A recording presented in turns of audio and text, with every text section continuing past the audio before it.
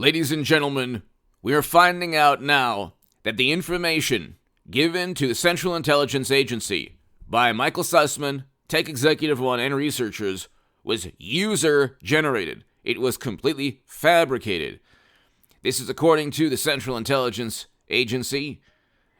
Agency 2 concluded in early 2017 that the Deutsche Bank data and Russia phone provider was not technically plausible, did not withstand technical scrutiny, contained gaps, conflicted with itself, and was user-created and not machine tool generated. User-created and not machine tool generated. Okay? This is from the latest Substack from Technofog, an attorney on Twitter. He's awesome.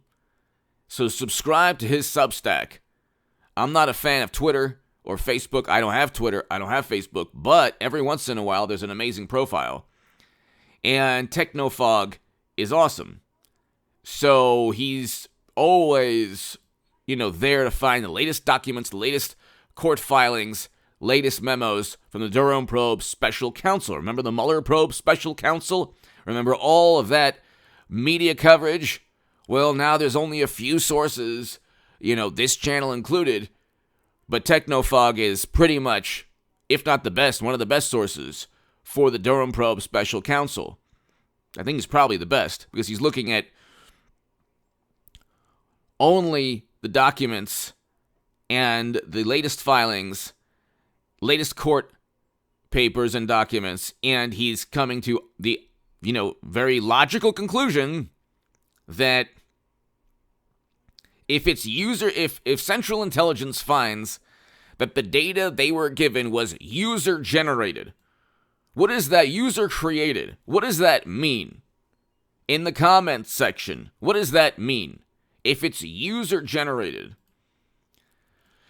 So this is a court filing, and this is from the latest information.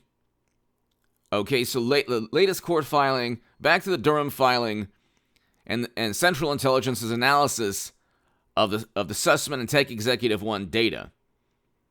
I'll read it to you again. This is very interesting. This is from the Durham probe file, latest Durham probe filing.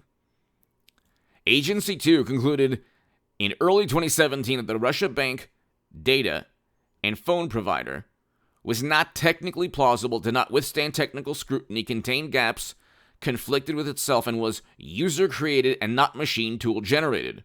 What they tried to do initially is they said, well, there were people around Trump using phones, using phones that were made in that country. So therefore, he was he was installed by the Kremlin, and oh my God. That's the whole absurd narrative was find anything that you can link Trump to. So here, consider revelation in a previous Durham probe filing. In addition to their representation of the defendant, a separate lawyer at the firm is currently representing the 2016 Hillary for America presidential campaign, as well as multiple former employees of that campaign in matters before the special counsel. So it's like, it's unbelievable. So, Michael Sussman's law firm purchased the Steele dossier, helped funnel all this information to government agencies to set up and frame Trump, and now are defending these people when these people get caught in the Durham probe special counsel. Okay?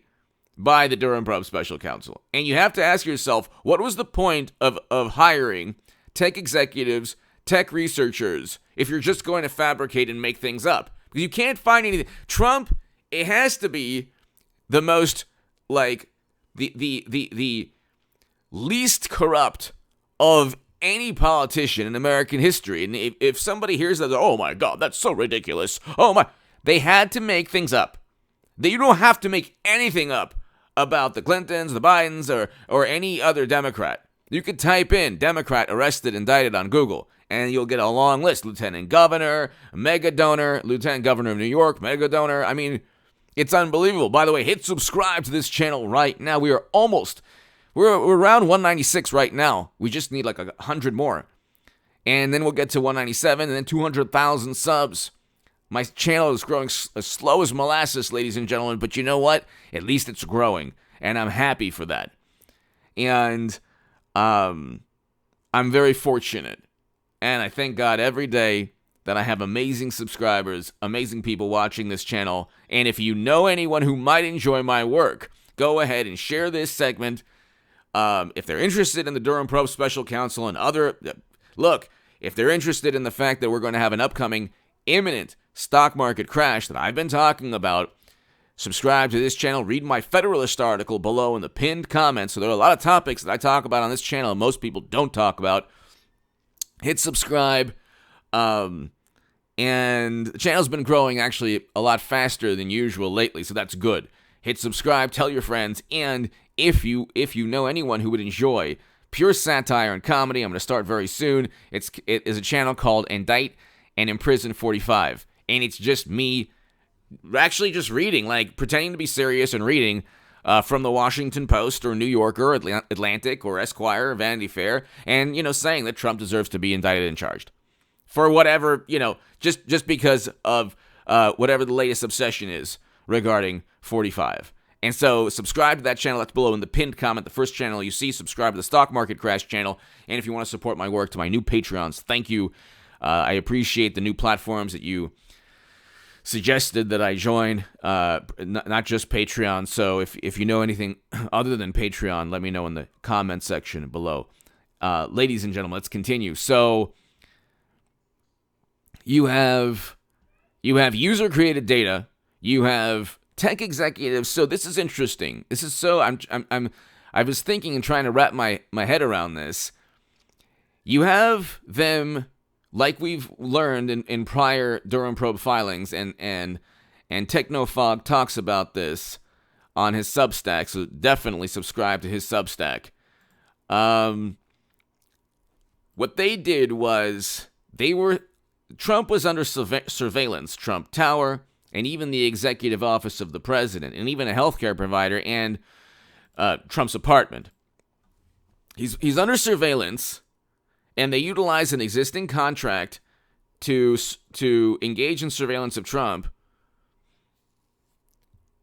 And I say, I was going to get to why he was the cleanest, least corrupt president ever, and I probably meandered off into another topic like I usually do. The man has been investigated, and they had to make things up. They don't have anything on Trump. They don't have anything. They didn't have... The man was in public life for 30-plus years. We're not talking about he became a brand like Kleenex, like Xerox. Like, it was a brand, okay, that it was... Well, I mean, you could... I'm stuck in the 80s or 70s, like a brand like Microsoft, or a brand like, anything that we see today. That's still an older brand. Anyway, you know what I mean. Trump became a brand. He was in movies. He was talked about in music, videos, and songs. He made cameo appearances. He had The Apprentice. They couldn't find anything on him. If you say that, well, he's so corrupt, he's going to get indicted. For what? Just because you accuse somebody of something doesn't mean they're guilty. Okay? We know this from the way Democrats react when Hunter and Joe and James and Madam Secretary and all of them are accused. And by the way, I want a Hillary Clinton, Donald Trump 2024. We need this. That's the only thing that will heal this country for a lot of reasons. And I'm being serious about that, actually. You might think I'm really nuts, but I'm really being serious about that, and I've talked about that endlessly. And I could go on forever talking about that, but I want a Hillary Clinton, Donald Trump 2024. But with Clinton, you had everything from Whitewater years back to Travelgate to there's like endless, obviously servers with top secret intelligence on them. Private servers with top secret and special access program intelligence on them. We don't know how classified data, top secret data, got on servers running outside of the United States government. Okay, well, Comey and Strzok and McCabe said, well, we don't know. We don't care. They don't care. They didn't care. Why? Somebody needs to ask McCabe or Strzok or Comey or anyone, how did that data get on servers outside of the United States government? That's not illegal. It's actually not only unlawful, it's highly illegal. And it's a huge dilemma to national security. Anyway, Trump has nothing close to any of this stuff. Hunter's emails. How can you use your influence on behalf of the company? All of that, none of that stuff is even, you can't even get anything like that with Trump. There are no emails linking Trump to any corrupt activity. Even the text messages they're finding, oh my God, like, you get what? What does that have to do with Trump? Something bad happens and it's associated with Trump in some way, it's Trump's fault directly. If you have a whole summer of $1 to $2 billion in property damage and 25 lives lost, and I agree with the cause, but no cause is worth that property damage, $1 to $2 billion and 25 lives lost, according to Wikipedia. No cause, and curfews and fiery but peaceful, with journalists, quote unquote, from CNN in front of buildings that are in flames, saying, "Oh yeah, it's fiery but peaceful." I mean, that's why nobody trusts media. They know the whole thing is like completely one-sided. American politics, media is completely one-sided. That's why Mashed Potato Brains has the lowest approval rating. Trump was a little lower, but he had all of media converging upon him. Imagine, Biden has almost the lowest of all time, and he has all of media propping him up. So if media was objective, could you imagine? It would be in the 20s, his approval rating. But anyway, they don't have anything on Trump, so they had to fabricate information, which is interesting because he was under surveillance. So these people talk about democracy, they cheat Bernie Sanders. I'm the only person on the planet telling you this today.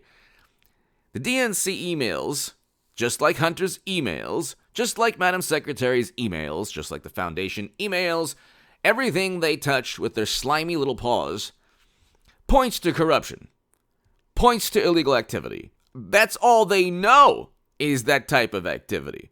And when they get caught, they say, "Oh, well, it's another country that wants you to know." With Trump, he was under surveillance. They tried to get his emails. There was nothing that they could obtain that was either salacious enough or, evidence of some kind of crime. They couldn't obtain anything. They didn't have anything to obtain. So they made it up. That's the point here. That's the point here. They made up everything. So it was user-generated. We'll read it again. User-generated,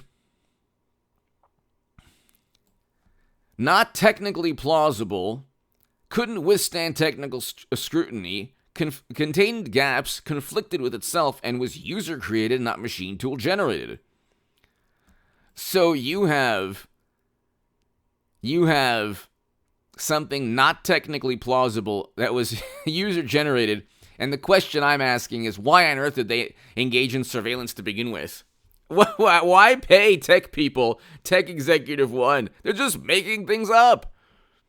The man has to be the cleanest, least corrupt person. Now, Trump is the least corrupt politician in modern American history.